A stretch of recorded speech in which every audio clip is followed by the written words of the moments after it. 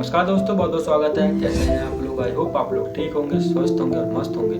मेरे प्यारे बच्चे नवोदय वाले, आपके लिए पार्ट 2 लेकर आ गया हूं मैं। आज मैं बहुत ही बेहतरीन क्वेश्चन करेंगे और इसी से रिलेटेड पेपर में आएंगे क्वेश्चन। तो ज़्यादा टाइम आप लोग के पास नहीं है क्योंकि आप लोग का पेपर दिसंबर में होने वाला है, तो इस वीडियो का फायदा जरूर उठाएं। चलिए स्टार्ट करते हैं हम लोग अपना पहला क्वेश्चन। नीचे दी गई आकृति में यक्स का मान ज्ञात कीजिए। याद रखो, ये क्या होती है कि स्ट्रेट लाइन होती है, सीधी रेखा होती है। इसका वैल्यू, इसका जो मान होता है 180 डिग्री होता है।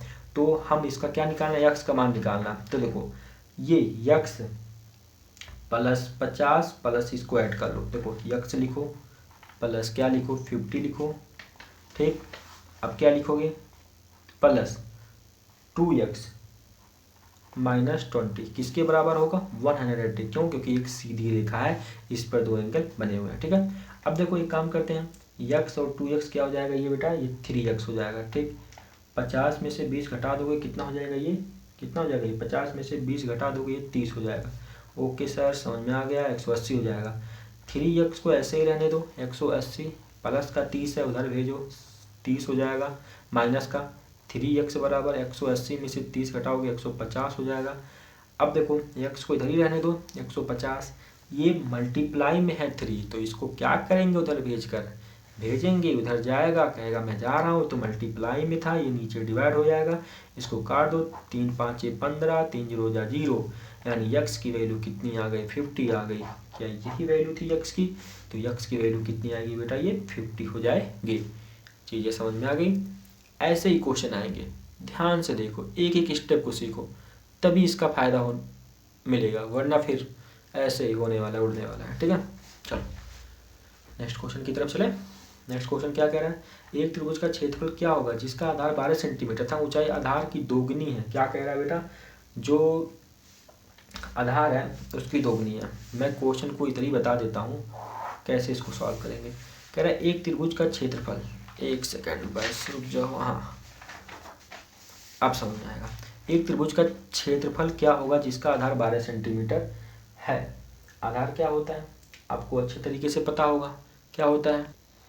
तो चलो मैं फिगर बना देता हूँ, ये बता देता हूँ। जैसे मान लो ये क्या है, ये त्रिभुज का है ना, तो त्रिभुज बना लिया।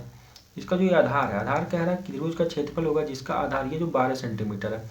ऊंचाई, ये जो ऊंचाई है आधार से, जो आधार है इससे दोगुनी है। कितनी है? आधार से दोगुनी है बेटा। तो अगर ये 20 बराबर कितना है? 12 है। और बराबर 12 हो गया। ऊंचाई यानी एच क्या है? दोगुनी है। दोगुनी का मतलब 12 से 2 गुना, 2 गुणे 12 यानी 24 हो जाएगा। कितना हो जाएगा? ये 24 हो जाएगा। चीज़ें समझ में आ गई?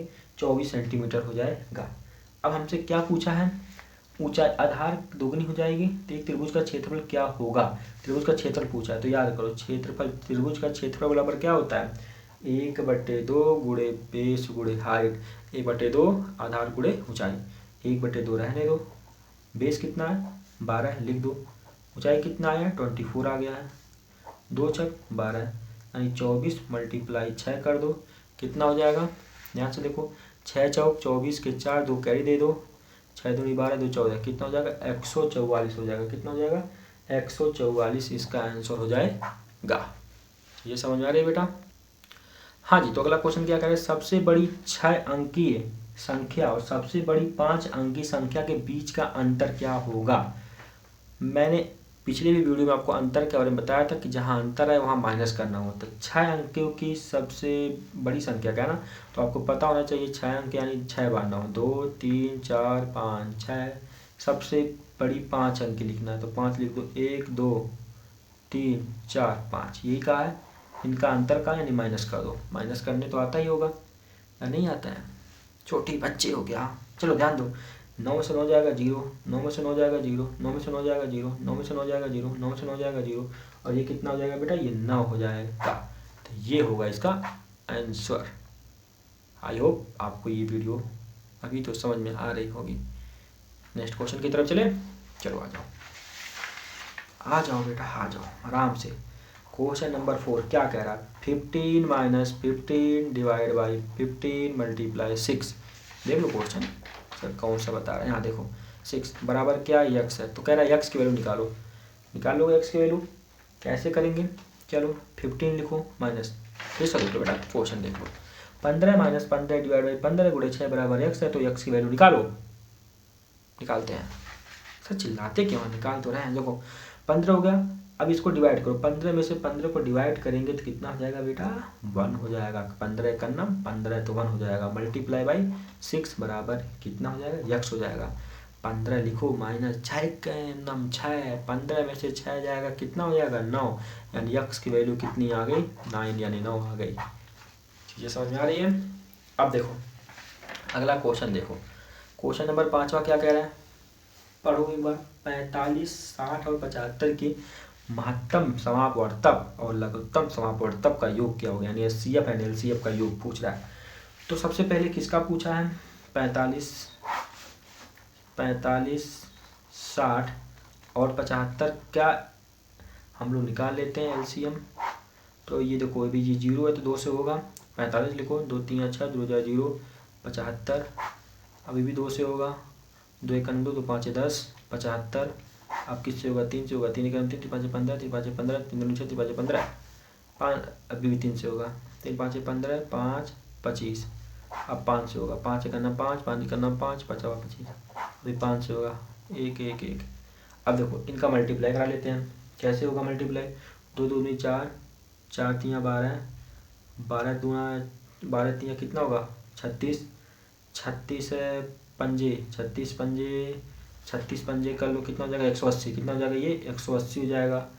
अब 180 पंजे कर लो, 180 पंजे कर लो तो ये कितना हो जाएगा, 5 0 900, कितना हो जाएगा 900 हो जाएगा, 5 0 0 15 40 15 9, ठीक है 900 हो जाएगा। तो इनका एलसीएम कितना आ गया, 900 आ गया। एलसीएम तो कितना आ गया बेटा, एलसीएम आ गया 900। अभी बात बनी नहीं है, अभी आंसर आया नहीं है। अभी देखो अभी क्या करेंगे, अभी हमसे पूछा है इनका योग ना, अभी एचसीएफ भी निकाल लो। मैं आपको एक शॉर्ट ट्रिक बताता हूँ एचसीएफ निकालने का। 45 दिया हो, 60 दिया है, 75 दिया है, 45 और 60, 60 में से 45 घटाओ 15 हो जाएगा। अब 75 में से 60 को घटा दो कितना हो जाएगा 15, घटाने के बाद कॉमन क्या मिल रहा है 15 मिल रहा है, तो एचसीएफ क्या हो जाएगा, एचसीएफ भी 15 हो जाएगा बेटा। ये चीज़ें याद रखना, ठीक है। एचसीएफ कितना हो गया 15 हो गया। अब ध्यान से देखो एक चीज़ इसमें, ध्यान से ये देखो क्या हमसे क्वेश्चन में पूछा है, क्वेश्चन में ये पूछा है कि क्या योग क्या है, इनका योग पूछा है। कुछ नहीं करना है भाई, योग का क्या है तो इसको ऐड कर दो बस। 5 में 0 जोड़ोगे 5, 1 में जोड़ोगे 1, 9 915, ये इसका आंसर हो जाएगा। ये समझ में आ रही है, कितना हो जाएगा 915 हो जाएगा। अब चलते हैं 6 क्वेश्चन की तरफ। चलो तो अगला क्वेश्चन क्या देखते हैं, कह रहा है कि 0.9 क्या कह रहा है, क्वेश्चन लिख लेता हूँ मैं थोड़ा सा डिस्टर्बिंग ना हो। 0.9 डिवाइड बाई क्या कह रहा है, मल्टीप्लाई 0.3 मल्टीप्लाई 0.3 का मान पूछा है, ठीक है मान पूछा है तो निकाल लेते हैं। देखो डेसिमल हटाओ, इनको डेसिमल हटाओगे तो कितना हो जाएगा 9 अपान कितना हो जाएगा बेटा, इसको ध्यान देते हैं। तो क्या डेसिमल हटा के क्या करेंगे, डेसिमल 9 है तो डेसिमल हटाएंगे नीचे 10 हो जाएगा, डिवाइड रहने दो। इसका डेसिमल हटाएंगे 3 अपान कितना हो जाएगा 10 हो जाएगा, क्योंकि डेसिमल के कितने डिजिट के बाद डेसिमल लगा 1 तो 1 0 मल्टीप्लाई इसका हटाएंगे 3 अपान 10 हो जाएगा। हटाना है जैसे 0.3 दिया हो तो अगर डेसिमल हटाना हो तो क्या लिखेंगे, एक डेसिमल यहाँ डेसिमल हटाएंगे तो नीचे 1 लिखकर एक 0 बढ़ जाएगा, क्योंकि जितने डिजिट के बाद डेसिमल रहता है उतना 0। अगर मान लो ऐसे कोई दिया 2 3 5 6 दिया हो तो इस नंबर को लिखो 2 3 5 6 अपान डेसिमल हटाओ, कितने डिजिट के बाद डेसिमल था 1 2 3 तो 1 लिखकर 3 0, इस तरीके से करते हैं बेटा, ठीक है याद रखना। ये हो जाएगा 9 अपान 10 ऐसे रहने दो, डिवाइड को रहने दो ऐसे, ब्रैकेट को सॉल्व करो 3 तरीका कितना हो जाएगा 9 हो जाएगा, 10 दाइयों कितना हो जाएगा 100 हो जाएगा, ठीक 9 अपान 10 डिवाइड का सिंबल हटाओ मल्टीप्लाई हो जाएगा, 100 ऊपर चला जाएगा। जब ऐसे करने पर डिवाइड का सिंबल हटता है, जब मल्टीप्लाई में जाता है तो 100 ऊपर चला जाता है, 9 कहाँ जाता है नीचे आ जाता है। ये देखो 9 से 9 कट गया, 10 एक 9 10, 10 दाइयों 100, कितना आ जाएगा बेटा, इसका वैल्यू 10 हो जाएगा। क्लियर हो गया। अब चलते हैं अगले क्वेश्चन की तरफ। क्वेश्चन नंबर क्या कह रहा है, सबसे बड़ी 7 अंक की संख्या और सबसे बड़ी क्या कह रहा है 7 अंक की संख्या ले लो, 1 2 3 4 5 6 7, और सबसे छोटी 4 अंक की संख्या। तो 4 अंक की संख्या में एक छोटा कह रहा है तो कितना 0, 1 लिखकर 3 0, 1 2 3 ये हो जाएगा, ठीक है। बीच के अंतर क्या है ये पूछा है, यानी माइनस अंतर पूछा है, तो घटा दो 9 में से 0 जाएगा 9, 9 में से 0 जाएगा 9, 9 में से 0 जाएगा 9, 9 में से 1 जाएगा 8, 9 9 9, 3 बार 9 हो गया ना, 8 9 9, ये इसका आंसर हो गया। चलिए समझ में आ रही है बेटा, ये इस टाइप के क्वेश्चन लगाए जाएंगे, ठीक। अब नेक्स्ट क्वेश्चन क्या है, नेक्स्ट क्वेश्चन की तरफ अगर मैं चलूँ, क्वेश्चन क्या कह रहा है कि एक समकोण, क्या कह रहा है, एक समकोण त्रिभुज को दो लंबवत भुजाएं, कौन सी दो लंबवत भुजाएं 5 सेंटीमीटर और 12 सेंटीमीटर, तो इसका परिमाप क्या होगा। ये फिगर में बनाता हूँ, ये देखो क्या कह रहा है, ये कितना दिया, 5 भुजाएं 5 सेंटीमीटर, ये 5 सेंटीमीटर है और मैं इसको ले लिया 12 सेंटीमीटर, तो इसका परिमाप क्या होगा यदि एक समकोण त्रिभुज है। क्या है, समकोण त्रिभुज है। मैं मान लेता हूँ इसको यक्स, यक्स मान के इसको सॉल्व करते हैं, तो कर लो क्या होता है, यक्स इसको कर लो यक्स स्क्वायर बराबर, यक्स स्क्वायर बराबर, इसमें भी देखो पाइथागोरस प्रमेय लगेगा, ठीक है। यक्स स्क्वायर बराबर इन दोनों के वर्गों का स्क्वायर, यानी 5 का स्क्वायर प्लस इसका 12 का स्क्वायर। ऐसे क्वेश्चन को ऐसे अगर यक्स इसकी वैल्यू निकालनी होती है, इसका स्क्वायर किसके बराबर कर दो, इन दोनों वर्गों के योग के बराबर कर दो, तो यानी 5 square plus 12 square, x square ऐसे रहेगा ही, 5 स्क्वायर 25 पर 12 बराबर कितना हो जाएगा 144, यक्स स्क्वायर रहने दो, इसको ऐड कर दो, 5 4 9 2 2 4 6 1, यक्स यक्स स्क्वायर हटेगा तो ये कहाँ हो जाएगा, अंडर रूट में हो जाएगा, ठीक है, याद रखना 169 हो जाएगा। यक्स बराबर 169 को हम लिख सकते हैं 13 मल्टीप्लाई बाई 13, 13 169, ये देखो कॉमन निकाल लो, यक्स बराबर कितना हो जाएगा, ये बाहर निकल जाएगा 13, क्या हो जाएगा 13, यक्स बराबर कितना आ गया 13 हो गया।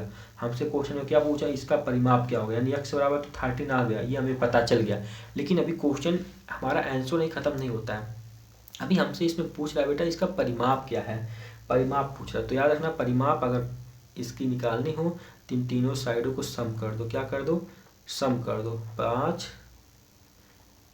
इसका मान अगर ए है बी है सी है, तीनों साइड को ऐड कर दो, ए प्लस बी, ए का ए प्लस बी प्लस सी, यानी इस ए बी का वैल्यू जो है ऐसे ना लिख कर ऐसे लिख दो, 5 लिख दो प्लस 12 लिख दो प्लस एक्स की वैल्यू कितना आया 13 आया, बस इनको ऐड कर दो, इनको ऐड कर दो, जितना आएगा वो आंसर हो जाएगा।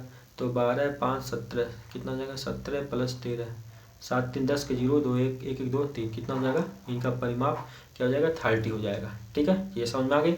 अब चलते हैं नेक्स्ट क्वेश्चन, एक धनराशि 16 वर्षों में साधारण ब्याज की वार्षिक दर से दोगुनी हो जाएगी, क्या हो जाती है, एक कोई धनराशि है, क्या है बेटा धनराशि, कह रहा क्वेश्चन एक धनराशि 16 वर्षों में साधारण ब्याज की वार्षिक दर से दोगुनी हो जाती है, क्या है, मैं मान लिया क्या है, पी फॉर प्रिंसिपल मान लिया कितना 100 है, मैंने मान लिया 100 है, अमाउंट कितना हो जा रहा है, कितना हो जा रहा है, कितना हो जा रहा है, ये दोगुना हो जा रहा है, जो वार्षिक दर से दोगुनी हो जाती है, यानी 100 का दोगुना, ये इसका कर लेंगे 200 हो जाएगा अमाउंट, ठीक है। हम एसआई निकाल लेते हैं, एसआई निकालने के लिए क्या करेंगे, हम 200 में से इस 200 में से इस 100 को क्या करेंगे माइनस कर देंगे, तो क्या हो जाएगा माइनस का 100 कर देंगे, तो ये हो जाएगा 100 हो जाएगा बेटा, क्या हो जाएगा 100 हो जाएगा, ठीक है। अब हमें क्या कहा है, देखो प्रिंसिपल भी पता चल गया, अमाउंट भी पता है, एसआई भी पता चल गया, हमसे क्या पूछा है, 16 वर्ष में साधारण की वार्षिक दर से, ठीक है, रेट पूछ रहा है आर, तो आर बराबर फार्मूला याद करो, एसआई गुणे क्या होता है 100 होता है बटे पी गुणे क्या होता है टी होता है, एसआई कितना आया है 100 आया है, लिख दो मल्टीप्लाई 100 पहले से ही है, प्रिंसिपल कितना आया है 100 है, पूरे टाइम कितना है 16 वर्ष, लिख दो 100 से 100 काट दो, कितना हो जाएगा, ये मैं आपको यहाँ बता देता हूँ, ये हो जाएगा 100/16, इसको काट दो, ये हो जाएगा कितनी बार में कटेगा ये, अगर मैं इसको काटूंगा तो ये कट जाएगा बाबू, ये हमारा कट जाएगा, ये 4 से कटेगा, 4 चौक 16, ये हो जाएगा 25 चौक के 100, ठीक, कितना हो जाएगा 25/4 हो जाएगा, जब इनको डिवाइड कर दोगे तो ये 6 सही 1/4 हो जाएगा, 4 6 24 25/4, ये इतना उसका रेट होगा, क्या होगा रेट होगा। फिर से समझो, मैं इस क्वेश्चन को फिर से बताता हूँ, प्रिंसिपल हम एक नहीं दिया लेकिन हमने मान लिया 100 है, कोई भी राशि क्या होती है अपने आप में एक 100 होती है, मान लिया, ठीक, उसका अमाउंट क्या कर रहा है दोगुना हो जा रहा है, तो दोगुना हो जा रहा है 100 से दोगुना यानी 200 हो जा रहा है। फिर अगर मुझे सिंपल इंटरेस्ट निकालना है तो सिंपल इंटरेस्ट क्या होगी, इसमें से इसको घटा देंगे 200 में से 100 हो जाएगा। अब हमें रेट निकालने के लिए कह रहा है फार्मूला है ये सिंपल इंटरेस्ट गुणे 100 बटे principal to time multiply value रख दो, पुट कर दो, ये हो जाएगा इसका आंसर। लास्ट क्वेश्चन बहुत ईजी, लेकिन इस टाइप के क्वेश्चन आ जाते हैं, क्या कह रहा है देखो इनको सरल करो, सरल करने पर प्राप्त क्या होगा, देखो बेटा याद रखना है ऐसे क्वेश्चनों में अगर इनका डिनोमिनेटर क्या हो सेम हो, तो डिनोमिनेटर सेम हो तो इनको बस 10 लिख दो, अब वैल्यू लिख दो 1 + 3 + 5 - 2, 3 1 4 4 5 9 9 - 2 5 10 हो जाएगा, ठीक है, कितना हो जाएगा 9 - 2 5 कितना हो जाएगा ये 10 हो जाएगा, कितना हो जाएगा बेटा 10 हो जाएगा, ये समझ में आ रही है ना।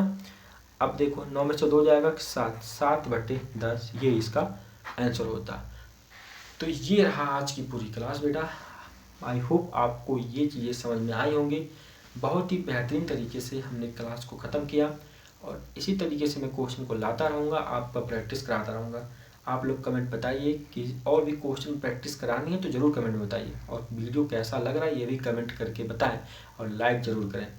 मिलते हैं बेटा नेक्स्ट वीडियो में, तब तक के लिए ओके बाय बाय।